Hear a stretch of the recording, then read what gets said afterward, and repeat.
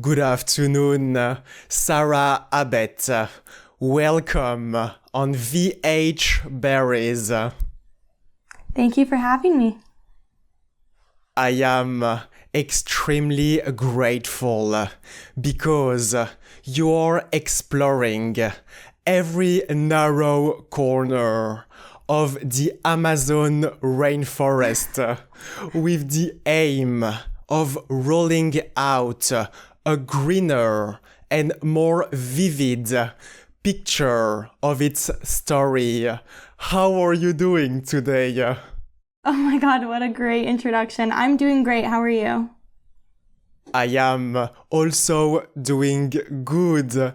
And during your hike, your pace is rhythmic, as it is an ongoing process without a clear beginning or end, exactly like a braid. Oh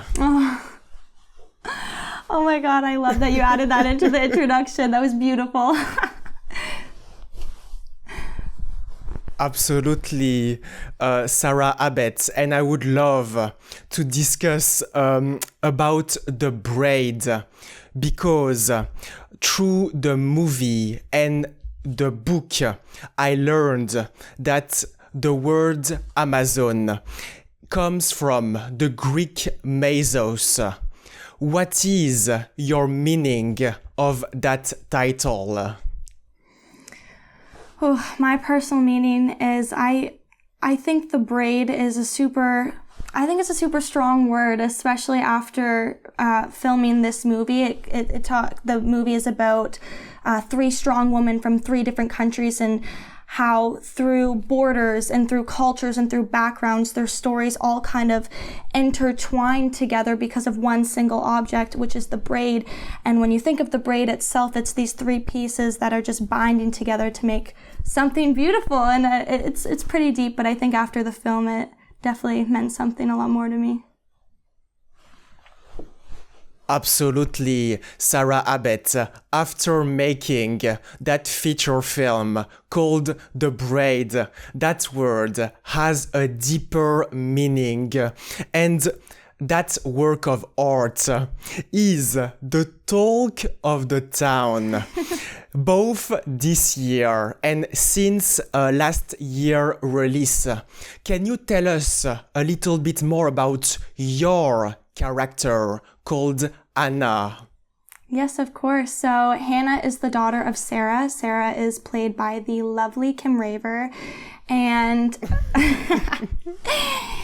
Hannah, the movie The Braid touches on a lot of themes that especially I feel a lot of women can relate to.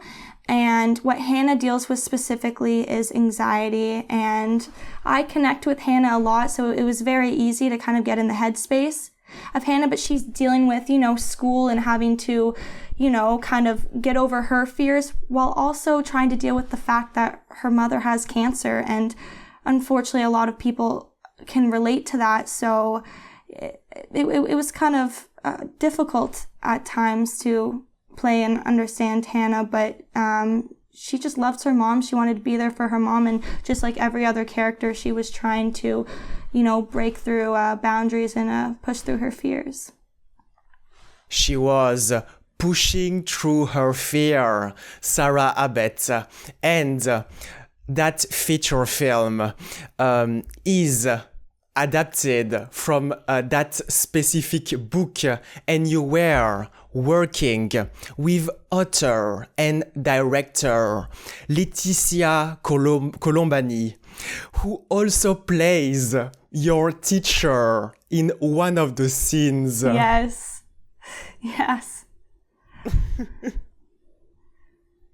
I would love, Sarah Abbott, to know more about that relationship that you had with the director and the writer, Laetitia Colombani.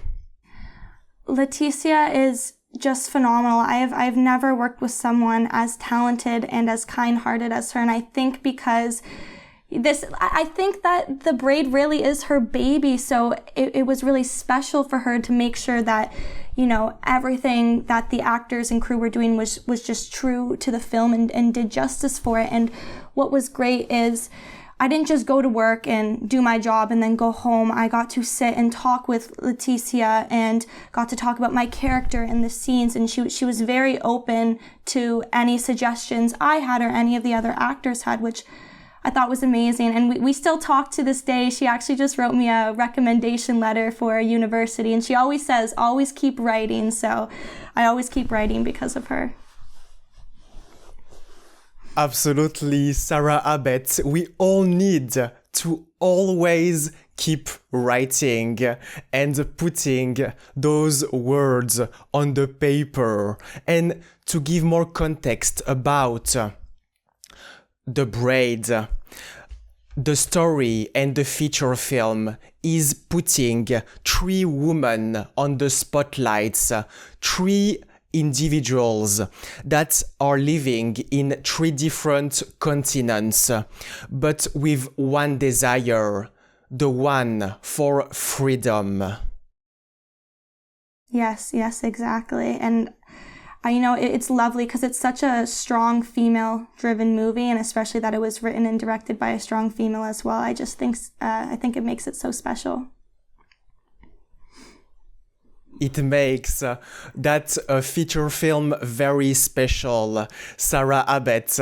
And the scenes in Montreal, Canada are starting with a smooth transition from the beat of the heart rate monitor in Sicily to Sarah's alarm clock at 5 a.m. Yes, 5 a.m. The transitions were beautiful, though. Absolutely, Sarah Abbott, and 5 a.m. It is an extremely early time to wake up, which can explain why your character doesn't want any breakfast. Yeah, she doesn't want to eat, and she's stressed out about doing her school project, which I think we all have been there before, so I understood Hannah there. You completely understood Anna in that situation, Anna Abbott. And can you tell us a little bit more about her 6 senses? Because, as you just mentioned, she is anxious and she is able to sense that something is wrong and that something is happening to her mother, Sarah. Yeah, I think because Hannah deals with anxiety, I think you pay close attention to other people and what other people think about you and how other people react. I think with anxiety, it makes you more aware. And seeing her strong mother, who's a lawyer, who goes to work every day, take care of her 3 children, seeing her kind of her mood change, become really tired, and it's confusing. I think it was very confusing for Hannah. So when Hannah had that one scene where she went into her mother's bedroom and she was asking if it was the same thing her grandmother had, I think that took a lot of courage of Hannah to ask, because, that's her figuring out if it's true or not, right? Before it was just her worrying and kind of maybe wondering what is going on. Absolutely, Sarah Abbott. She was wondering what was going on with Sarah and what were the most challenging scenes for you to film as Anna, and how did you prepare for those emotional scenes? So definitely the most difficult one was probably the scene I just talked about, where Hannah goes into the bedroom with her mother and asks basically if her mother Sarah has cancer. Obviously a lot of people can relate to that, and I wanted to make sure that my performance was true and I didn't sort of, have a result in mind and kind of manipulate myself into just feeling a certain emotion. Something I learned as an actor ever since I've been training is that you have to take it one moment at a time and focus on the details. Because when you go one moment at a time, it allows for new thoughts to form, which will lead to, an action, which will lead to a consequence. And it's just all about having a chemical reaction in your body, because when you have a chemical reaction in your body, that's when you know it's true, and you're being true to yourself and being true to the character. Sorry, that got a little bit kind of deep, but I learned that from my acting coach, and ever since that's really helped me get really grounded in emotional scenes. It is, Sarah Abbott, all about the chemical that the people that watched that feature film, The Braid, also felt. And back in 2023, you went to Paris for some screening of that movie. And I think that you hope that all the viewer took away a great understanding of the portrayal of that character and of that journey.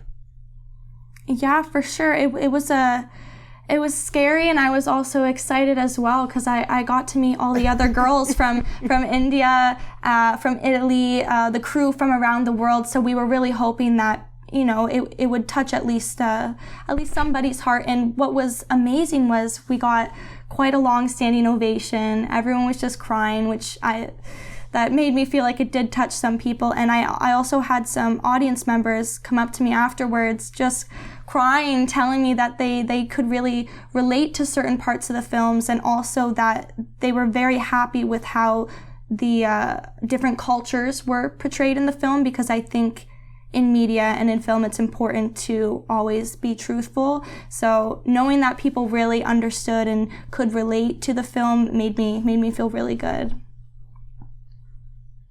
It made you feel very good. And if I understood correctly, Sarah Abbott, people around you were crying, and you were the person distributing the tissues. Oh yeah, I was handing them out. I was like, here, one for you, one for you. No, but I was crying too. I was like, oh my God. Like, honestly, this is the first film that I think I've done that really has been emotional for me to watch as well, just because I think it's just so powerful. It is a powerful piece of art, and if we are journeying for nature and the forest after finishing that 121 minutes feature film, we could move to the spirit in the blood. Yes, dun, dun, dun. That is not connected to the Amazon, but to the Ontario forest. Yes, exactly. Back to Ontario. Always back to Ontario, Sarah Abbott, and I would love to explore that horrific feature film called Spirit in the Blood. Can you tell us a little bit more about it? Yeah, so it was such a wonderful film that I got to film with a bunch of girls around my age. It's kind of a sort of coming-of-age thriller with some horror aspects of it. It's about a group of girls who, I say, kind of find their inner growl and inner dark side after they hear about a teenager that's gone missing, and they believe it's a monster. So it has aspects of Stranger Things and Stand By Me. So it was a very nice independent film that I got to be a part of. A nice independent feature film, Sarah Abbott. And there is one word that could describe your performances, which is depth, because you are pushing your boundaries and escaping the comfort zone. What were those precious elements that you implemented in the character of Abby? Yeah, so me, myself, I'm kind of more shy and introverted, but for Abby, she started off like that. So it was a bit easy at first to kind of portray Abby, but as soon as she met the girl group that she was with, she started finding her own growl, and for that I just had to just really let go. And what was amazing was Carly May, who was the director of the film and the writer of the film, she took big pride in collaborating with all the actors. So before I even got to portray Abby, I got to sit down with her, talk about my backstory, where my character's arc is in the film, and I think that really helped me get into the mind space of where Abby would be at this time. Absolutely, Sarah Abbott. And I feel that you found a lot of enjoyment playing Abby. For example, in two different situations. One, handling the fireworks, and the second one, making invocations around a large cardboard box. Yes. Oh yeah, when we were told we get to play with fireworks, I was like, yes.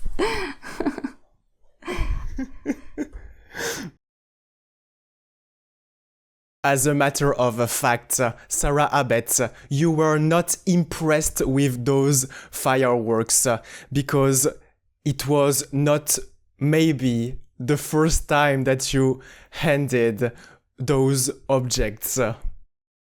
I mean, like on Canada Day, I did have some Roman candles, but I used them safely. Absolutely, Sarah Abbott, using those fireworks in a safe environment.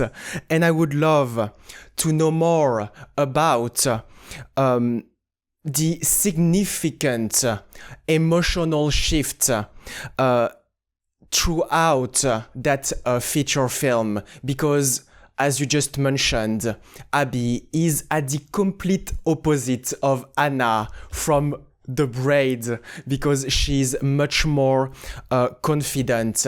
How did you prepare yourself to push that personality?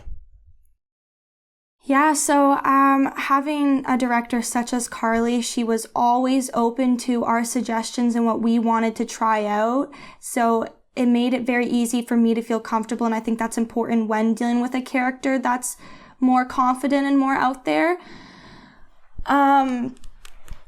But yeah, it was hard because Abby had some emotional scenes, but it was great because when you're surrounded by a group of amazing females and you get to act alongside them, it's like you're feeding off of each other's energy, right? So it was very easy for me to kind of get in that headspace and just to let loose because I had these amazing girls beside me doing the same. Furthermore, Sarah Abbott, your two most recent projects, The Braid and Spirit in the Blood, are intertwined strands forming the beginning of the backbone of a braid, and the third strand could be the moment you saw an ad in the newspapers for acting. Yes. I would love, Sarah Abbott, to explore your journey that started from that journal. What journal, sorry? Like the beginning of my acting? Absolutely. Got it. Yeah, so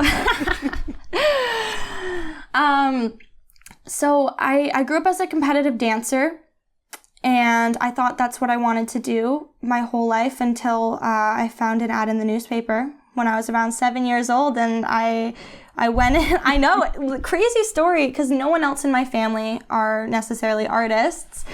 So I went in and I got signed, and I worked my way up. So I started off with commercials, and then I did some guest star roles into more supporting, and then eventually lead roles, and I just stuck with it. I did it throughout my childhood, and I just grew a really big passion for it. And now I took a gap year after high school just so I can really focus on training and working on my craft. You took some time off to develop and work on your craft, Sarah Abbott. And as a matter of fact, the version of yourself at 7 years old was already capable of reading full sentences in the newspaper. Yes, exactly.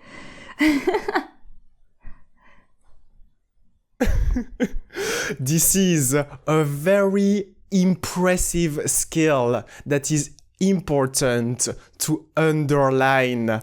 And I would also love to discuss about the training that you just mentioned, that you are currently taking at the LB Acting Studio under the direction of Coach Levis Bomender. Can you tell us a little bit more about that preparation? Yes, of course. I started training with Lewis in around 2020, so I was just starting to reach my mid-teenage years. And I worked with him just for self-tapes, and I realized I wanted to try a class, but it was 18 plus, and at the time I was 16, 17. Luckily enough, he did let me into the class. And he's completely shifted my outlook on acting. What he does is he's taught me how to focus on the details and going moment to moment. And what he mentioned one time, which I thought was crazy but true, is that you can work on a single moment in a scene for hours. And there's always new things you can discover.